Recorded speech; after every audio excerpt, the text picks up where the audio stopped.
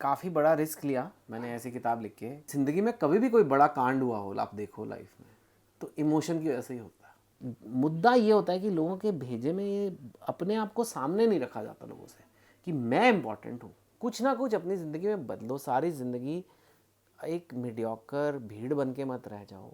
Fitness से ही life में मुश्किलें झेलने की ताकत आती है, स्टैमिना आता है, और फिटनेस से ही ज़िंदगी इंजॉय करते हो। इमोशन की ही वजह से लोग सुइसाइड बॉम्बर बन जाते हैं। मेहनत है सर। मैं जब छोटा था ना, हम मिडिल क्लास बैकग्राउंड से हैं, तो मुझे लगता था कि बस ज़िंदगी का एम है अमीर होना है। और अमीर लोग जो होते हैं वो सारा दिन रेशम की चादरों पे लूटते हैं और अंगूर खाते हैं। देखिए, मैंने किताब को ऐसे लिखने की कोशिश की कि पूरा कॉम्प्रिहेंसिव लाइफ लोगों की सुधरे।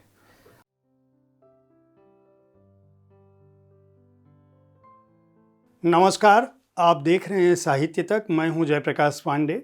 साहित्य तक स्टूडियो में शब्द रथी कार्यक्रम के लिए आज हमारे अतिथि हैं चेतन भगत जी।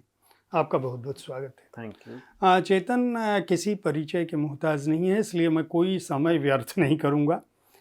भारत के रॉक स्टार हैं और जो पुस्तकों का व्यवसाय है, लोकप्रियता है या युवाओं में जो क्रेज़ है, चेतन उसका पर्याय है। इतनी हिंदी तो आप समझ लेते हो सर ना? हम ऐसे मत बोलिए, हम यहाँ भारतीय हैं और मतलब नॉर्थ से हूँ, मतलब तो और आज इस स्टूडियो में चेतन के मौजूद होने की वजह यह है कि ये 11 rules for life secrets to level up, यह पुस्तक आई है। हार्पर कॉलिन्स ने इसको प्रकाशित की है और चेतन की दूसरी पुस्तकों की तरह इसका दाम भी आपकी पहुंच के अंदर है। ये उन युवाओं के लेखक हैं जो बिना किसी मेहनत के भी चाहें तो इनको पढ़ सकते हैं। अपने सोशल मीडिया पे अपने मोटिवेशनल बातों से और हर वक्त अपने पाठकों के लिए अगर कोई लेखक मौजूद रहता हो तो चेतन उनके लिए एक उदाहरण है, दूसरे लोगों के लिए उदाहरण है। जो लोग समझते हैं कि लेखक होना एक बहुत बड़ी बात है। चेतन बड़े लेखक हैं, लेकिन उनका बड़प्पन आपके पास पहुंचने में है। तो सबसे पहले तो मैं आपको इस पुस्तक के लिए बधाई दूंगा। Thank you so much. और जब मैं इसको पढ़ रहा था तो बहुत सारे बिंब मेरे दिमाग में आ रहे थे, बहुत सारे विचार आ रहे थे। एक तो जितनी साफगोई से अपनी बात आपने इस किताब में लिखी है और जिस तरह से आपने इसकी शुरुआत की है, मैं चाहूँगा कि दर्शकों को आप खुद बताएं। उसका बहुत सारा हिस्सा इतना रोचक, एक तो आपकी शैली है, उसमें मुझे कुछ कहने की ज़रूरत नहीं। जो लोग भी हमारे कार्यक्रम को देख रहे होंगे, जो आपको पढ़ते रहे, जिसने भी आपकी कोई किताब उठाई होगी उसको पता है।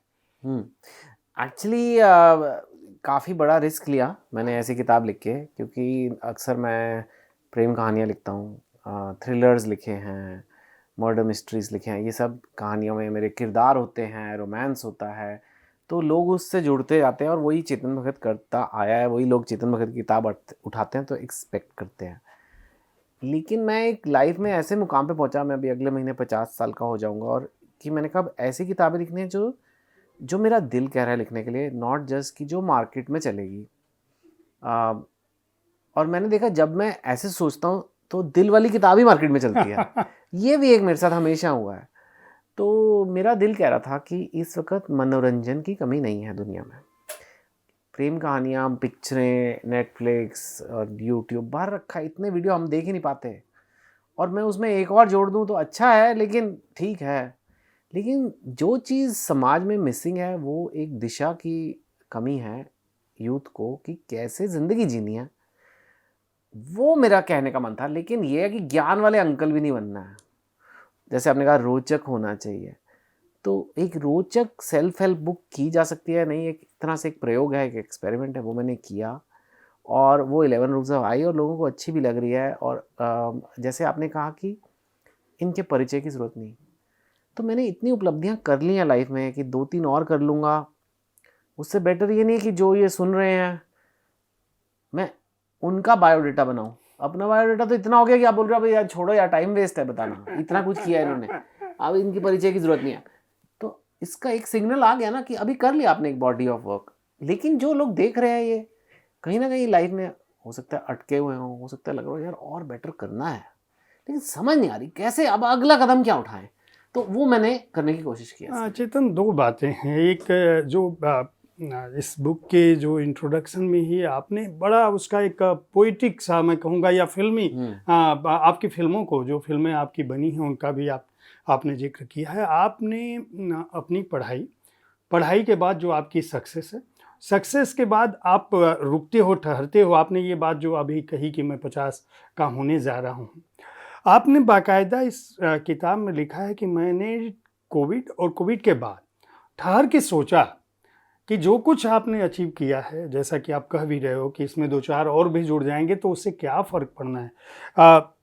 पैसे के मामले में, प्रसिद्धि के मामले में, सफलता के मामले में, हर मुकाम आपने पा लिया। उसके बाद आपको रुक के ठहरने की ज़रूरत, और उसके बाद जिस तरह से आप 11 बिंदुओं को लेकर आते हैं और जैसे रखते हैं, मैं स्टेप बाय स्टेप, हालांकि मैं अपने दर्शकों से कहूँगा कि चेतन की जो खासियत है, ये किताब पढ़ते हुए आपको जितनी भी अंग्रेज़ी आती हो, आपको पूरी बात समझ में आ जाएगी। कहीं से यही इनकी सफलता का राज भी है कि आप पढ़ते हुए कभी भी भाषा के चलते नहीं रुकोगे, किसी शब्द के चलते नहीं रुकोगे। तो लेसन तो हैं, लेकिन मैं एक एक करके, एक एक स्टेप्स पर आऊँगा। जो मेरा सवाल है कि आपने इसमें अपनी असफलताओं को भी, उन जो द्वंद्व कभी दिमाग में आए या कोई चीज़ सोचने लगे, उसको भी आपने दर्ज किया है। कुछ दोस्तों से बातचीत को भी दर्ज किया है, और आपने बातचीत में भी कहते रहे हैं, यहाँ भी आपने इस बात को पूरे अब तक की जीवन यात्रा को एक तरह से आपने इस पैमाने पर कसने की कोशिश की है कि आज का युवा अगर इस किताब को पढ़ता है और इसमें से आधी बातों को भी अपना लेता है तो उसका जीवन बदल जाएगा। जी हाँ, जी हाँ। मैंने कहा नहीं तो नहीं लिखनी है, और आपने सही कहा कि अपनाएगा, आधी क्या पूरी अपनाओ, क्योंकि अगर आप अपनाओगे नहीं तो ये भी एक पीस ऑफ कंटेंट बन के रह जाएगी। ये भी एक, हाँ भाई अच्छा लिखते हैं, बड़ा अच्छा कहा, बड़ा सिंपल लिखा, सरल भाषा में था, ओके, उसका क्या करें सर, फिर आप फिल्म ही देख लो, उस पर अमल करो, कुछ ना कुछ अपनी ज़िंदगी में बदलो। सारी ज़िंदगी एक मीडियोकर भीड़ बन के मत रह जाओ। हम सब में क्षमता है कि हम कुछ कर सके, और वो हम करते नहीं हैं। और आजकल इतना कठिन हो गया है फोकस्ड रहना, बिकॉज सारा टाइम फ़ोन की डिस्ट्रैक्शन है, कोई बताने वाला नहीं है कि कैसे जीना है। तो ऑफ कोर्स अगर आप करोगे तो ही इस बुक का उद्देश्य सफल होगा। अगर आप कुछ करोगे नहीं, पढ़ लोगे तो मनोरंजन नहीं करना है, तो फिर 3 इडियट्स देख लो यार, दोबारा देख लो। हाँ। तो आपने शुरुआत में एक जोमेटो वाले बालक की ये कहानी है केवल या सच्चाई है? पहले तो वही है, पहली बात तो ये सेल्फ हेल्प बुक नहीं है, इसमें कहानी भी है, सेल्फ हेल्प भी है, मेरी अपनी भी लाइफ की गलतियां हैं, कई बातें मैंने ऐसी यहाँ कही हैं जो मैंने शायद ज़िंदगी में अपने घर वालों को नहीं बताई थी। पर मेरे को लगा किताब को रोचक बनाने के लिए, इंटरेस्टिंग बनाने के लिए एक कहानी का मैंने रूप दिया कि एक राइटर है जो लिखता है और बैठ के उसको दोपहर को भूख लगती है, तो एक जोमेटो वाला आके उसे रोज़ खाना देता है, और उसकी लाइफ में जैसे बोलते हैं ना झंड हो रखी है, और वो कहता है कि मैं तुम्हारी लाइफ, लेखक कहता है मैं तुम्हारी लाइफ सुधारूंगा, रोज़ एक नियम दूंगा, एक रूल दूंगा, तो रोज़ मेरे लिए खाना लेकर आ। तो वो एक तरह से सूत्रधार बन जाती है। हाँ, फिक्शनल है, लेकिन वो एक टिपिकल इंडिया के यूथ लड़के को रिप्रेजेंट कर रहा है। वो डिलीवरी बॉय जो कुछ कर भी रहा है नौकरी, लेकिन खुश भी नहीं है, और गर्लफ्रेंड भी छोड़ के चली गई है। एक टिपिकल जो ज़िंदगी एक अटक गई है कहीं पे, क्योंकि मुझे लगा ऐसे बहुत से लोग हैं। अब मैं इसके जब आप इसको लिख रहे थे और जब जो पॉइंट्स आपके दिमाग में निश्चित रूप से पहले से रहे होंगे, आपने सबसे पहला जो चैप्टर है वह फिटनेस पर क्यों रखा, ये मैं जानना चाहूँगा। क्योंकि आप इसको चूँकि सारे 11 के 11 पॉइंट्स इम्पॉर्टेंट हैं, किसी को भी पहले रख सकते थे। आपने एजुकेशन नहीं कहा, आपने ट्रेनिंग्स नहीं कही, आपने पेशेंस नहीं कहा। मैंने कहीं नहीं लिखा बुक में डिग्री लो, हाँ, ये आपने कहीं नहीं कहा। नहीं, क्योंकि वो नहीं चाहिए लाइफ में। हो ले लो तो अच्छा है, हो सकता है आपका सपना हो डिग्री लेना, वो ठीक है, लेकिन फिटनेस, क्योंकि पहली बात तो सबसे बड़ी गलती मैंने किया, पूरी ज़िंदगी में मैं मोटा था। अब आजकल तो मोटा नहीं बोलते, बड़े साइज़ का था या जो भी बोलते रहो, पर था, अपने आप को तो कह ही सकता हूँ। और मुझे लगता था कि ये ज़रूरी नहीं है, मैं तो इंजीनियर हूँ, मैं तो आईआईटी से हूँ, मैं तो बैंक में काम करता हूँ, या मैं तो लेखक हूँ जो बैठ के लिखता हूँ, तो मेरा ट्रेड ही अलग है, फिटनेस से क्या ले लेना। अगर मेरी फिजिक्स अच्छी है, मेरी मैथ्स अच्छी है स्कूल में, तो क्या हो गया अगर मैं स्पोर्ट्स नहीं खेलता, तो क्या हो गया अगर मैं मोटा हूँ, मेरी तोंद निकल रही है, तो ठीक है, पर मेरा नंबर तो नंबर वन है। ये गलत थिंकिंग है। अगर आप ज़िंदगी को इंजॉय भी करना चाहते हो और ज़िंदगी में कुछ अचीव भी करना चाहते हो, अगर आप फिट हैं, तो चाहे आप जर्नलिस्ट बने, चाहे आप राइटर बने, चाहे आप इंजीनियर बने, चाहे आप आईएएस बने, चाहे आप लॉयर बने, चाहे आप कुछ भी बने, आप ज़्यादा अचीव कर पाओगे अगर आप फिट हो, पहली बात। और आप ज़्यादा लाइफ को एंजॉय कर पाओगे अगर आप फिट हो। ये दो बातें ना स्कूलों में सिखाई जाती हैं। फिटनेस भी ऐसे दिखाया जाता है कि हॉट लगो या खूबसूरत लगो, या मतलब एक वैनिटी जिसे कहते हैं हम इंग्लिश में, जैसे कि अपने ईगो के लिए करो, वो बात नहीं है। फिटनेस से ही लाइफ में मुश्किलें झेलने की ताकत आती है, स्टैमिना आता है, और फिटनेस से ही ज़िंदगी इंजॉय करते हो।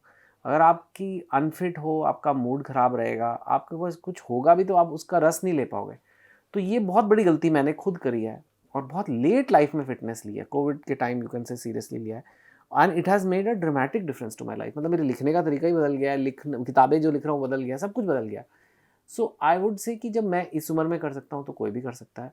और ये नहीं भूलना, चाहे आप आईआईटी की तैयारी कर रहे हो, चाहे आप क्रिकेट, वो तो ऑफ कोर्स स्पोर्ट्स वगैरह में तो चाहिए ही, लेकिन मैं कहता रहा हूँ कि अगर आपको स्टार्टअप भी खोलना है, आपकी सॉफ्टवेयर इंडस्ट्री हाँ में कोई भी सारे हो, आपको ये नहीं छोड़ना है।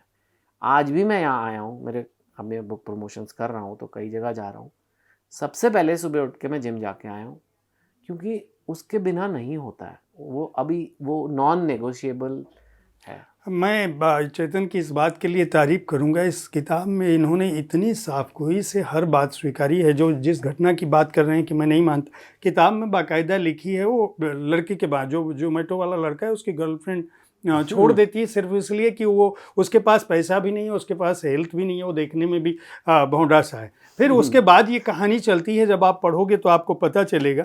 दूसरा आपका बिंदु है मास्टर योर इमोशंस। बिना भावना के या बिना जुनून के कुछ हासिल नहीं हो सकता नहीं है। हो सकता। लेकिन आप इस पर कंट्रोल करने की बात कहते हैं। हालांकि जो भी हम लोग बात करेंगे, आपको मेरी बात से एक आइडिया सिर्फ मिलेगा। बिना हाँ, किताब पढ़े आप कुछ भी नहीं वो जान पाओगे, डेप्थ तो नहीं आ किताब में ही सकती। आएगी, गहराई तो किताब में ही आएगी। बट जैसे इमोशन की हम बात करें, तो इमोशन तो एक ज़िंदगी में बड़ी इंपॉर्टेंट चीज़ है।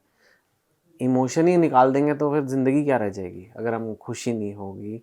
इमोशन बड़े सारे पॉजिटिव भी होते हैं ना, लेकिन ज़िंदगी में कभी भी कोई बड़ा कांड हुआ हो, आप देखो लाइफ में, तो इमोशन की वजह से ही होता है। इमोशन की ही वजह से लोग सुइसाइड बॉम्बर बन जाते हैं। इमोशन से ही बनते हैं ना, कि भाई आगे कोई आइडियोलॉजी आपको इतनी पसंद आ गई कि अब मैं अपने आप को उड़ा दूंगा, मेरी मम्मी का क्या होगा, मेरे पापा का क्या होगा, इन इनोसेंट जानों का क्या होगा, वो नहीं आप सोचते उस वक्त। इमोशन की वजह से ही आप अपने बॉस पे एक दिन चिल्ला दोगे, और अगले दिन आपकी फिर नौकरी चली जाएगी और आपका पूरा करियर गड़बड़ हो जाएगा, और उस दिन के गुस्से की भड़ास की वजह से इमोशन आपको बोलेगा कि चल यार खा ले गुलाब जामुन और छोड़ो अभी फिटनेस। इमोशन उस मोमेंट पे आपको रिलीफ देने की कोशिश करते हैं, और ज़िंदगी ऐसे नहीं चल सकती। जो लोग सिर्फ इमोशन के चलते चलते हैं, आज मुझे क्या फील हो रहा है, आज मेरा मन नहीं कर रहा जिम जाने का, आज तो मेरा मन कर रहा है बैठ के सारा दिन टीवी देखूं, तो बस हो गई बात खत्म। फिर आप वो इमोशन आपको मार डालेंगे, वो आपको ज़िंदगी बर्बाद कर देंगे। पर अगर आप उन इमोशन पे काबू ले आओगे, मैं ये नहीं कह रहा मार दो और रोबोट बन जाओ, पर अगर आप उन इमोशन पे काबू ले आओ कि ये इमोशन मुझे चाहिए, लेकिन इनको, जैसे हमारे गीता में भी लिखा है कि उसको लगाम देनी है, जैसे इंद्रियों को, जैसे वो सारथी बनना है, कि ये है मेरे अंदर। कौन चाहता है कि हेल्दी खाना खाओ? कौन, किसको नहीं चाहिए कि शाम को मैं और आप बातें करें तो जलेबी पकौड़े आ जाएं यहाँ? हम सबका मन करता है। एक हमारे अंदर है वो, पर हमें पता है कि वो हमारे लिए अच्छा नहीं है, तो मत खाओ। तो वो एक तरह से एक इमोशनल कंट्रोल एक उदाहरण हो गया। किसका मन करता है कि इंस्टाग्राम ना देखे और आईएएस की तैयारी करे 6-6 घंटे? किसी का मन नहीं करता। लेकिन आपको उस पर काबू लाना है, आपको उस पर मास्टरी लानी है, और आपके अंदर की जो रैशनल आवाज़ है वो बोलेगी कि भाई ये हमारा लक्ष्य है, ये नॉन नेगोशिएबल है, तू उथल पुथल मचते रहेंगे। इमोशन तो ऊपर नीचे होते ही रहते हैं, लेकिन बहुत से लोग इमोशन के चलते ज़िंदगी जीते रहते हैं, वोट भी इमोशन पे देते हैं, हर चीज़ इमोशन पे करते हैं, फिर मीडियोकर ही रह जाते हैं लाइफ में। ये बताना ज़रूरी है। और किसी भी स्कूल में आपने कभी ये कोई स्कूल, कोई कॉलेज, कोई डिग्री में ये बात हम नहीं करते। दरअसल बहुत सारी किताबें मैं रोज़ ही पढ़ता हूँ। हमारे दर्शक जानते होंगे कि मैं हर दिन किताबें पढ़ता हूँ और अलग तरह की किताबें पढ़ता हूँ। ये किताब मुझे इसलिए भी अलग लगी कि आपने जो भी बिंदु दिए हैं, जो भी पॉइंट्स आपके हैं, ये 11 पॉइंट्स हैं, कोई बड़े पॉइंट्स नहीं हैं। मैं अभी 100 पॉइंट्स वाली पुस्तक अभी 2 दिन पहले पढ़ी थी। तो 11 पॉइंट्स में भी आपने वो बातें कही है जो सामान्य तौर पर लोग नहीं कहते। कोई भी प्रीचर, कोई भी उपदेशक, कोई भी जो मोटिवेशनल स्पीकर है, वो इन बिंदुओं की जगह वो कुछ अलग कहता है। आप एकदम व्यवहारिक बात लेके आए मैं हैं। चाहता हूँ कि ये किताब पढ़ के आप अपने आप को ठीक कर लो और ज़िंदगी में आगे बढ़ जाओ। जो बहुत सारे जो लोग ये बिजनेस चलाते हैं ज्ञान बांटने का, जो ऐसे गुरुजी, नहीं नाम नहीं ले रहा किसी का, वो चाहते हैं कि आप ज़िंदगी भर उनके बन रहो, भक्त बने या चंगल में बने रहो, राइट? और या फिर अगर कोई कोर्स भी बेच रहा है, वो चाहता है कि आप उसका कोर्स खरीदो, वो चाहता है कि आप उसके एक तरह से आप उस पर डिपेंडेंट रहो। मेरा वो फिर सेल्फ हेल्प क्या हुई? वो तो माय हेल्प हो गई, मेरी हेल्प हो गई। ये पढ़ो और आगे बढ़ जाओ, ये सच्चाई है दोस्त ज़िंदगी की, मेरे हिसाब से। मैं नहीं कह रहा कि नहीं, इसी बिंदु पर आपका अगला चैप्टर है। हम्म, आपने जो कहा, आपने कहा है कि पुट योरसेल्फ फर्स्ट। ये सर सबसे मुश्किल है। अगर मैं बोलूँ 11 में से सबसे मुश्किल लोगों के लिए क्या चीज़ है, क्योंकि दौड़ लगाना फिर भी धक्का मार के करा दूंगा, वेट भी उठाना सिखा दूंगा, और इमोशनल का हम ये समझते ही नहीं है कि हम, एक तो ये भी अगेन इसमें भारत का यूनिक कॉन्टेक्स्ट है कि हमारी बहुत कम्युनिटी बेस्ड है हम लोग। हमें समाज में हम चाहते हैं कि हम अच्छे पिता बने, अच्छे बच्चे बने, अच्छे कलीग बने, अच्छे दोस्त बने, रिश्तेदार बने, इतना ज़्यादा कि हम अपनी जो हमारी डीप इनर नीड्स हैं, इनर गोल्स हैं, वो हम उन्हें इग्नोर कर देते हैं। अच्छी बहू बनना है, अच्छा दामाद, जो भी, उस चक्कर में आपको मैं क्या मोटिवेशन ज्ञान दूँ, क्या टिप्स दूँ लाइफ के? आप अपने आप को प्रायोरिटी नहीं देना चाहते।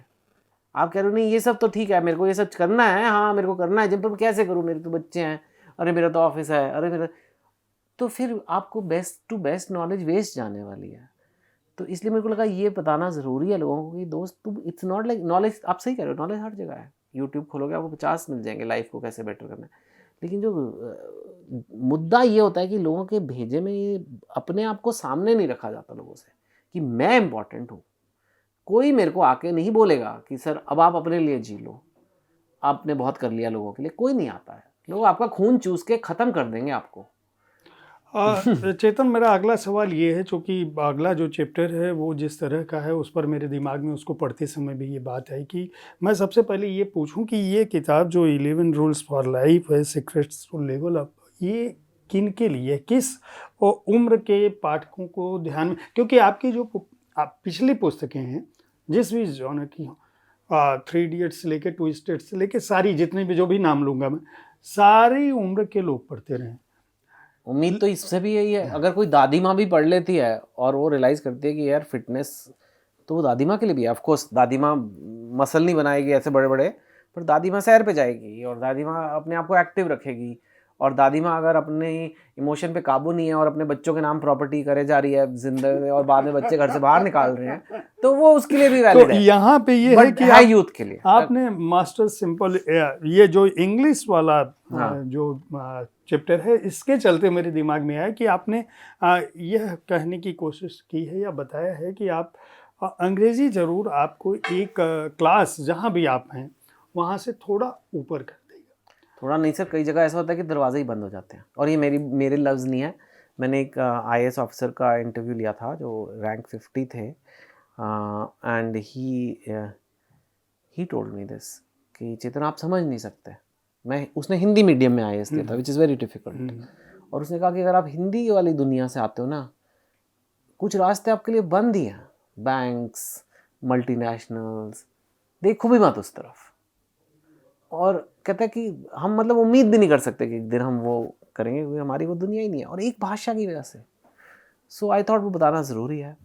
मैं भी आज अगर अंग्रेजी का लेखक ना होता सर, मेरा वो प्रोफाइल आपने बाकायदा इसमें लिखा है, आपने पूरा अपना उदाहरण, मैं इसीलिए मैं अपने दर्शकों को भी बताऊं कि जिस बेबाकी से चेतन ने इस बात को लिखा है, वो आपको शायद इस किताब से पहले इनके इंटरव्यूज़ भी देखोगे, कुछ भी देखोगे, ये एक तरह से पूरी की पूरी बात को एक किताब में जितनी साफगोई से इन्होंने दर्ज किया है, 226 पन्नों की किताब है, कोई बात छुपाई नहीं, सीधा सीधा लिखा है। अगर मैं अंग्रेजी में नहीं लिख रहा होता तो क्या मैं आज इतना लोकप्रिय होता? चाहे प्रबंधन की डिग्री रही हो, चाहे बैंकर रहे हों, चाहे जो शोहरत कामयाबी हासिल की, या जिन लोगों से, बिलियनर लोगों से, या जिन लोगों से, इसमें बहुत सारे उदाहरण हैं जिनसे भी मिले हैं, सबकी बात की है, जो भी कुछ दिमाग में आया है लिखा जरूर है, और बहुत साफगोई से लिखा है। तो इसलिए अगर आप कुछ बनना चाहते हो जीवन में, और जिस भी उम्र में हो, यह उनके लिए है जो अपने लिए सोचते हैं। इसीलिए इन्होंने लिखा है कि सबसे पहले अपने को रखो। तो आपको अंग्रेजी ज़रूरी है। ये जो नो चीप डोपामाइन, हाँ, ये थोड़ा टेक्निकल ये कॉन्सेप्ट है। टेक्निकल कॉन्सेप्ट है कि हैप्पीनेस का क्या, उस तरह इसमें आप क्या कहना चाहते हो? और सहज चीज़ें भाषा सर, में अगर हाँ सर, मैं बताने की वही कोशिश कर रहा हूँ। डोपामीन एक हमारे दिमाग में, आप मान के चलो, एक नलके की तरह जी। या नींबू की तरह है, जिसमें से एक जैसे पानी टपकता है या जूस टपकता है, वैसे डोपामीन नाम का एक केमिकल टपकता है। मैं मतलब बिल्कुल सिंपल हाँ, बता रहा हूँ। जी जी। और ये जब कोई हमें मज़ेदार चीज़ होती है, कोई आनंददायक चीज़ होती है, ये जो है, ये इसे न्यूरोकेमिकल कह लेते हैं। ये जो सब्सटेंस है, ये आपके दिमाग में आपको कहता है और ला, और ला। अगर यहाँ मैं चिप्स रख दूंगा तो आप मुझसे गप्पे मारते रहोगे और एक खाओगे, आप रियलाइज़ भी नहीं करोगे, आपका हाथ अपने आप जाके, तो कहीं ना कहीं तो ब्रेन से एक प्रोग्राम में इंस्ट्रक्शन गई ना कि उंगली लेके जा, उठा, मुंह में डाल, उंगली लेके जा, उठा, मुंह में डाल। हो क्या रहा है कि वो डोपामिन निकल रहा है उससे, और वो करे जा रहा है। ये जो डोपामिन है क्यों ब्रेन, ये है जब आप मेहनत करते हो, उसका फल कोई कठिनाई भरे काम का आपको रिवॉर्ड देने के लिए, आपको उसका आनंद देने के लिए है। आप 1 घंटा दौड़ लगा के आए, आप जिम होके आए, आपने पूरा दिन ऑफिस में काम किया, आपने अध्ययन किया, आपने एक मुश्किल किताब पढ़ी, आपने कोर्स की किताब पढ़ी, आपने 20 फिजिक्स के न्यूमेरिकल किए। कठिन काम है ये, अय्याशी वाले काम तो नहीं है ना। उसके जब आप ये कर लेते हो, उसके बाद एक आपको सेटिस्फैक्शन आती है, हाँ यार मज़ा आ गया, आज दिन अच्छा था। वो क्या हो रहा है, वो क्यों आ रहा है, वो डोपामीन गिर रहा है। तो मेहनत करो, डोपामीन पाओ, ये कमाया हुआ डोपामीन है। और ये बड़ा ब्यूटीफुल सिस्टम है, और इससे दुनिया में इंसान ने क्या से क्या कर लिया है। बड़े बड़े स्काई स्क्रेपर बना दिए, जेट प्लेन बना दिए, क्योंकि मेहनत करेंगे, अच्छा लगेगा, कोई चीज़ बन भी जाती है। अब क्या हो गया, अब हम बड़े स्मार्ट हो गए हैं, हमें समझ आ गया कि नींबू को सीधा भी निचोड़ा जा सकता है बिना मेहनत के। वो लोगों ने बोला ये तो कमाल है सर, क्योंकि हमें तो नींबू निचोड़ना है, हमें तो मज़े लेने हैं। गुलाब जामुन खाया, नींबू निचोड़ गया। आपने विस्की पी ली 4-5 ग्लास, नींबू निचोड़ गया। आपने रील्स देख ली इंस्टाग्राम के, नींबू निचोड़ गया। आपने चिप्स खाए, मिठाई खाई, पोर्नोग्राफी देखी, वीडियो गेम्स देखी। ब्रेन में तो एक ही है ना सर, ब्रेन की फैक्ट्री तो एक ही है, वो तो एक ही कंस्ट्रक्शन मटेरियल बना हुआ है, वही नींबू है, वो निचोड़ गया। प्रॉब्लम नहीं है कि वो निचोड़ गया। अब आप क्यों मेहनत करोगे? अब आपका मेहनत का मन ही नहीं है। अब आपको लगता है कि ज़िंदगी का मज़ा तो बोतल में है, ज़िंदगी का मज़ा तो सिगरेट में है। अच्छा, बात यह है कि चलो मज़े होते भी, वो वाला जो वो चुराया हुआ डोपामीन कह लो, या सस्ता डोपामीन, मैं उसे चीप डोपामीन कह रहा हूँ। इसीलिए आपने इसका हाँ, ऐसे तो heading, no cheap dopamine. No cheap. वो जो ये वाले डोपामीन है, ये अक्सर बड़ी बड़ी कंपनियां इसके पीछे होती हैं। उन्होंने नींबू निचोड़ने का सिस्टम बनाया हुआ है, आपको इंस्टाग्राम दिखा दिखा के, चिप्स खिला खिला के, चॉकलेट खिला खिला के, और उनका तो सेल हो रहा है, उनका तो प्रॉफिट बन रहा है, वो आपको ऐड दिखा रहे हैं, अपना माल बेच रहे हैं। आपके दिमाग का हलवा हो रहा है, आपका मेहनत करने की क्षमता, मोटिवेशन खत्म हो रही है, और मज़े आने भी कम हो रहे हैं। आप किसी भी सिगरेट पीने वाले से पूछो, वो बोलेगा पहली 4 बार पी थी, मज़ा आ गया था। उसके बाद वो पता है क्यों पीते हैं, यार अगर नहीं पीऊँगा ना नॉर्मल नहीं फील करता, तकलीफ होती है। मतलब वो इस हद तक पहुंच गए कि अब मज़े नहीं आ रहे, नॉर्मल के लिए वो चीज़ चाहिए। इसका मतलब नॉर्मली मूड लो है। ये सारी एडिक्शंस का यही पैटर्न है, इसे एडिक्शन बोलते हैं। चाहे वो ड्रग्स की हो या किसी भी चीज़ की हो सकती है, और वो आप सस्ते डोपामिन में अटक गए हो, और एक बार आप अटक गए तो उससे निकलना असंभव तो नहीं है, और मैंने तरीके भी बताए हैं कैसे। 30 दिन तक वो चीज़ छोड़ दो। अगर मैं आपको कह दूँ ना सर ये चीज़ आपको 30 दिन छोड़नी है, और अगर आपका तोते उड़ जाते हैं, क्या बात कर रहे हो सर 30 दिन मैं नहीं छोड़ सकता, इसका मतलब प्रॉब्लम है। 30 दिन छोड़ दो, बाद में वापस री इंट्रोड्यूस कर दो, तो आप कंट्रोल में रहोगे। ये बहुत बड़ी प्रॉब्लम है। और लोग कहते हैं ना कंपटीशन बहुत बढ़ गया, मैं कहता हूँ कंपटीशन है ही नहीं। 90% लोग तो इसके सस्ते डोपामिन के नशे में पड़े हैं। बड़ी बड़ी कंपनियों आपको ऐड दिखा रही हैं, आप अपना 4 घंटे इंस्टाग्राम पे लगा रहे हो रोज, ठीक है लगा लो भाई। जो बच्चे नहीं कर रहे वो आगे बढ़ जाएंगे, उनके लिए कंपटीशन कम कर दिया आपने, फिर आप वही बन के रह जाओगे जो लोअर क्लास 3 के आपने लोग। तो ये सच्चाइयाँ हैं और ये बताई नहीं जाती ना स्कूल में ना कॉलेज में।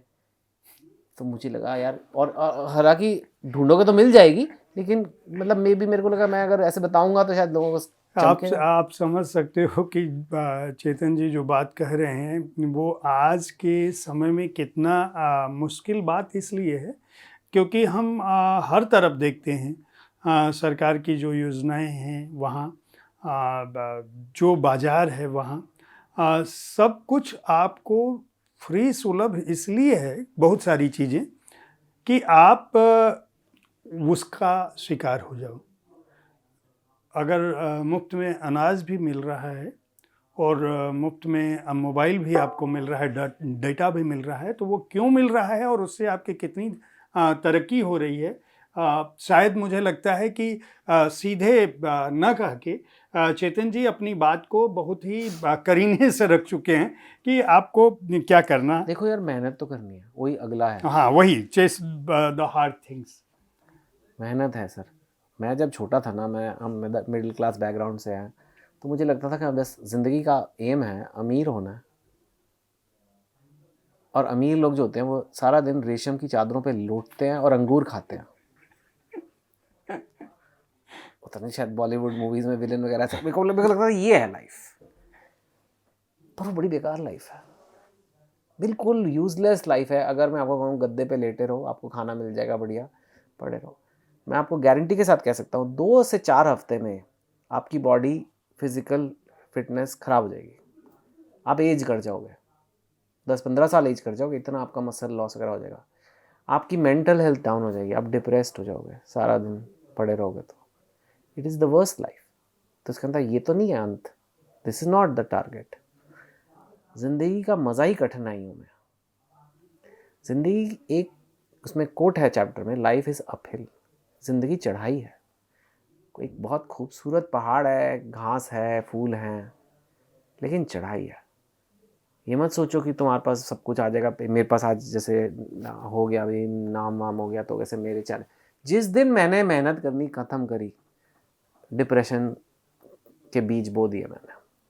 जिस दिन मैंने फिज़िकली अपने आप को एक्टिव नहीं रखा, हेल्थ ख़राब करने के बीज मैंने बो दिए। ज़िंदगी है ही ये, स्ट्रगल ही है, हम ऐसे ही बने हैं। ये धरती जब बनी थी, आज भी जंगलों में शेर को लंच खाना है तो जाके किसी का शिकार करता है, फिर उसे खाना मिलता है।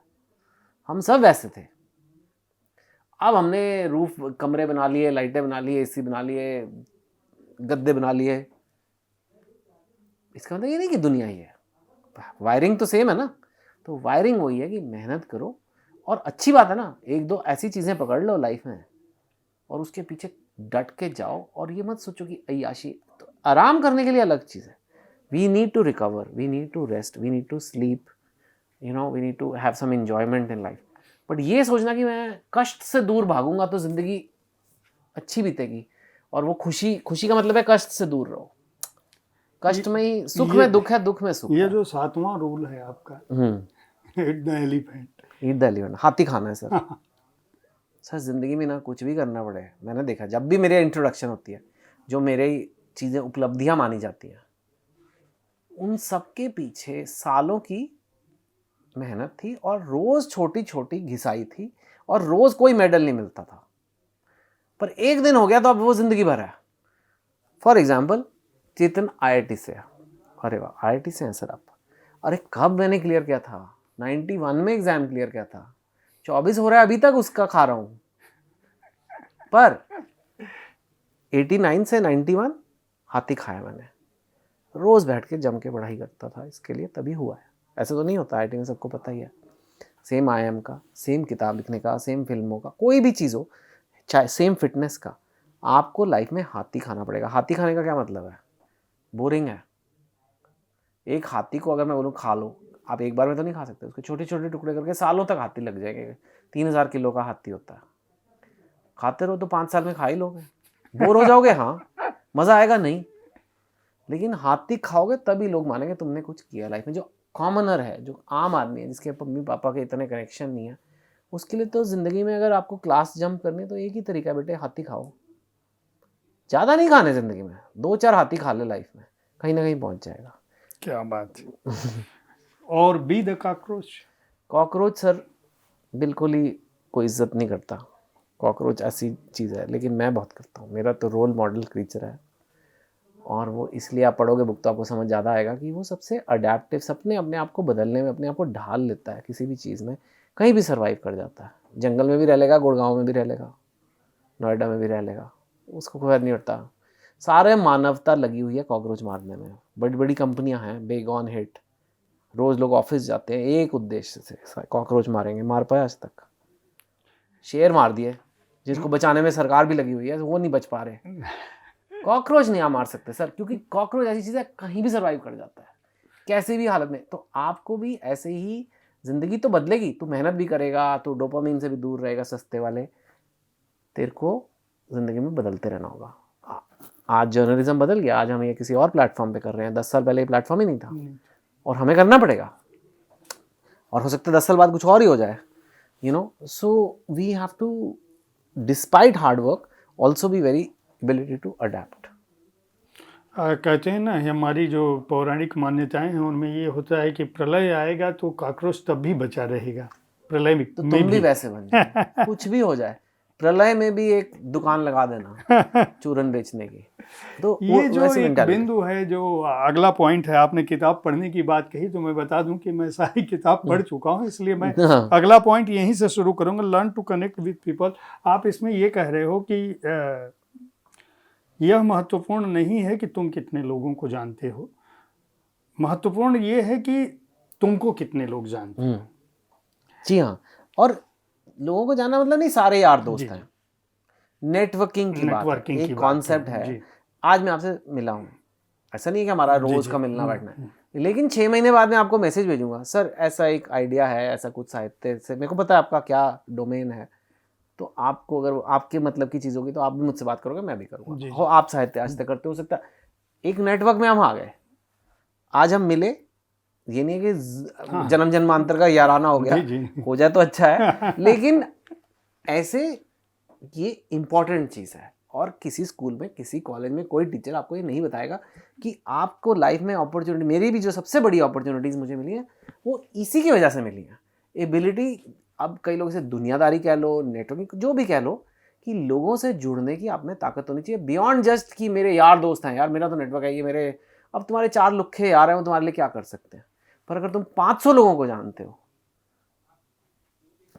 कुछ तो अच्छा होगा उसका। तो वो ये बहुत ही इंपॉर्टेंट एबिलिटी है, एंड वी मस्ट डेवलप। और इट्स माय फॉल्ट, ये सबसे कठिन है आप कह रहे थे, हालांकि आपने कहा कि सबसे कठिन है। हाँ नहीं, ये सेकंड कठिन है, या ये भी इक्वली कठिन है, यू आर राइट। लोग अपनी रिस्पॉन्सिबिलिटी नहीं लेते, हम हमेशा कहते हैं कि कोई और जिम्मेदार है इस कोई और घटना के जिम्मेदार लिए, इस है, गलती हाँ के ये हो लिए, गया, इस मेरी तो किस्मत खराब है, मेरे तो घर वाले खराब हैं, सरकार खराब है, नीतियाँ खराब हैं, यू नो। हो सकता है आप सही भी हो, पर अब करें क्या? कर आप तभी सकते हो जब आपके पास कोई प्लान हो आगे क्या करना है, और वो प्लान कब आएगा? जब आप सबसे पहले शुरू करोगे, गलती मेरी है, ओके, मेरी गलती है, अब मैं अगर बोलूँ कि मैं तो पंजाबी परिवार से हूँ, वहाँ तो इतने बनते हैं पकवान पकौड़े वगैरह, मैं नहीं कैसे करता मैं डाइट, मैं तो मोटा ही रहूँगा, और ये इनकी वजह से है, ये मेरे कल्चर ये है। अब क्या करें, कुछ नहीं कर सकते। लेकिन ब्रो, गलती मेरी है, मेरे को पता है कि हेल्दी खाना है, ये बन रहा है और मैं अपने आप को डिसिप्लिन नहीं कर पा रहा हूँ। ओके, क्या प्लान है? डिसिप्लिन करना है। कैसे डिसिप्लिन करना है? ठीक है, जब ये 4-5 आइटम खाने बंद करते हैं, पहले तो सबसे पहले प्लान आ गया ना, कुछ आ गया, कल से ये नहीं खाना, कल से फ्राइड आइटम नहीं खाने, तो एक आपका प्लान आ गया। वो कब आया? जब मैंने अपने ऊपर ओनरशिप ली। तो वो आपको लेनी पड़ेगी, चाहे लोगों ने आपके साथ गलत भी किया हो, उसका कुछ मतलब नहीं है अपने आप को सुधारने के लिए, आपको अपने पे ही लेना पड़ता है, दूसरे को थोड़ा जाके बदलोगे। ये अर्न सेव और इन्वेस्ट जो आपका आखिरी हाँ। चैप्टर है, उसमें आपने अपने दोस्त के साथ बातचीत करके और उसकी घटना के साथ इसको रखा है, और उसमें आपने बाकायदा पैसे की भी बात बताई है, और फिर कई बिंदुओं के साथ ही इस बात को रखा है कि कोई ज़रूरी नहीं कि तुम्हारे पास बहुत अकूत दौलत हो या बहुत मोटी तनख्वाह हो। आपने स्ट्रेटजी बताई है कि किस रणनीति से क्या होता है, और फिर आपने उस दोस्त का भी पूरा सफ़र और अपना भी साथ साथ बताया है कि जब भी मुझसे पूछा जाता था, अरे यार तुम लेखन में क्या कर लोगे, जब आपने छोड़ा था उसका भी उदाहरण आपने बाकायदा दिया कि ये सवाल, और ये मुझे लगता है आज तक आपसे कोई भी मिलता होगा तो आपके दोस्तों, विशेषकर जो आपके बैचमेट थे, वो काफ़ी कंफ्यूज्ड हैं कि क्या हुआ। पर देखिए, मैंने किताब को ऐसे लिखने की कोशिश की कि पूरा कॉम्प्रिहेंसिव लाइफ लोगों की सुधरे, और सिर्फ ऑफ कोर्स आप मेहनत भी कर लोगे, अडेप्ट भी कर लोगे, नेटवर्किंग भी कर लोगे, कर भी लो, सिर्फ नौकरी से अमीर नहीं होता आदमी। It's fact, you have to, आपकी अगर सेविंग्स नहीं है, आपको बचत भी करनी है, आपको निवेश भी करना आना चाहिए, और ये कोई भी सीख सकता है for a little bit. I am not saying you have to become some major fund manager, but आपको ये एक समझना ज़रूरी है लाइफ में कि ये आपको ही करना है। लिव फॉर द मोमेंट, ये आजकल यंग चिल्ड्रन में बहुत है, योलो आपने उसका यू जिक्र ओनली किया। Live once. हाँ, मैं मानता हूँ you only live once, but you only live once means you have to live once for your whole life. You only live once today तो नहीं है ना, you only live once is not for just this moment. You only live once absolutely should mean you only live once, so live it well for the whole life, not that hour or not that moment.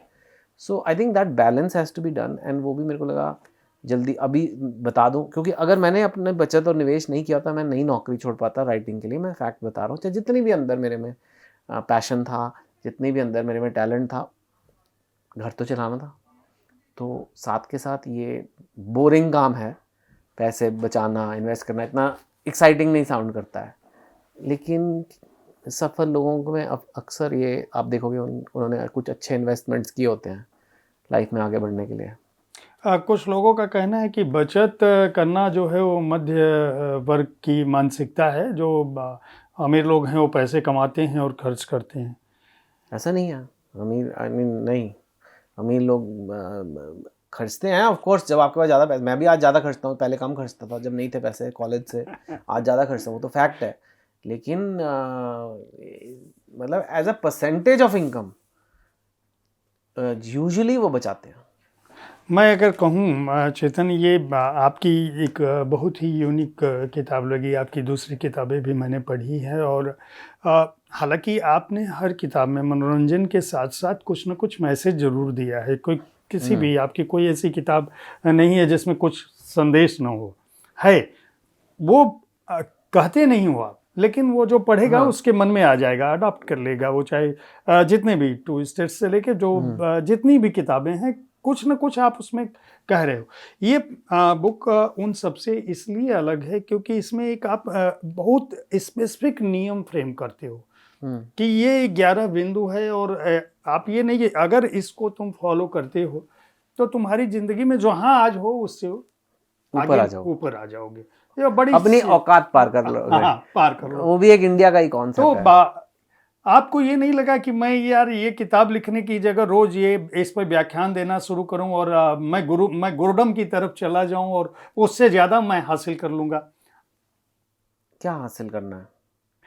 वही बात है ना sir, ये क्या है ना कि of course जैसे आज भी हमने ये डिस्कस किए एक वीडियो में, विच इज़ फाइन, और शायद मैं करूँ भी और जगह, लेकिन जो मैं लोगों का चाहता हूँ कि लोगों का ब्रेन रिवायर हो जाए, स्पेशली यंग लोगों का। वो कई बार एक यंग एज में आप एक किताब पढ़ लेते हो, आपका ब्रेन हिल, मतलब मैंने कई लोगों ने जैसे रिच डैड पुअर जी जी डैड पढ़ी है, कई किताबें हाँ ऐसे हाँ हैं। और जिंदगी तो बदल हाँ, तो वो बुक में जो रिवायरिंग की ताकत है, जो डेप्थ है, वो किसी वीडियो और लेक्चर्स में नहीं है।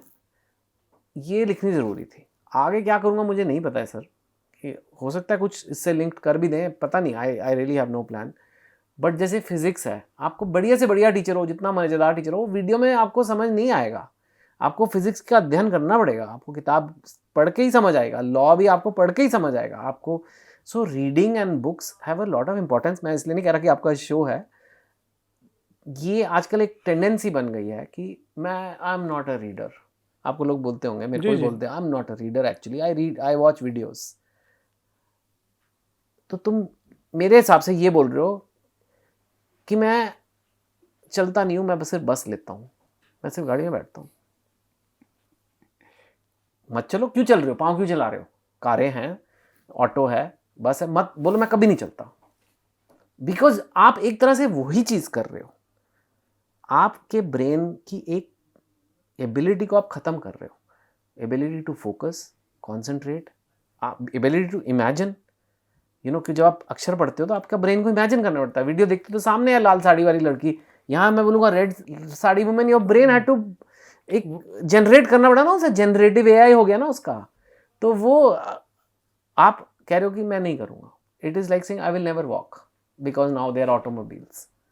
आप अपाहिज बन जाओगे, फिजिकली आप अपाहिज बन जाओगे अगर आप कभी नहीं चलोगे, आपकी लेग्स काम करना बंद कर देंगी। What happens to your brain, you think, if you never read? You have to read. ये पुस्तक दूसरी भाषाओं में हिंदी में कब आ रही है? हिंदी में काम चालू है सर। हिंदी में तो हम सेम पब्लिशर से करवाता हूँ मैं, ताकि ज़्यादा सुपरविजन हो सके। हिंदी में जल्दी जल्दी काम चल रहा है, और 12-13 और इंडियन लैंग्वेजेस में। बहुत सारी शुभकामनाएं आपको। हार्पर कॉलिंस ने इस पुस्तक को छापा है, 250 रुपये केवल मूल्य है, और 226 पेज में बता चुका हूं कि उसमें चेतन की बातें हैं, और ये 250 रुपये कोई कीमत नहीं है। सच बात ये सर है अमेजोन में तो 180 की है ये सच बात ये है कि ये अमूल्य है।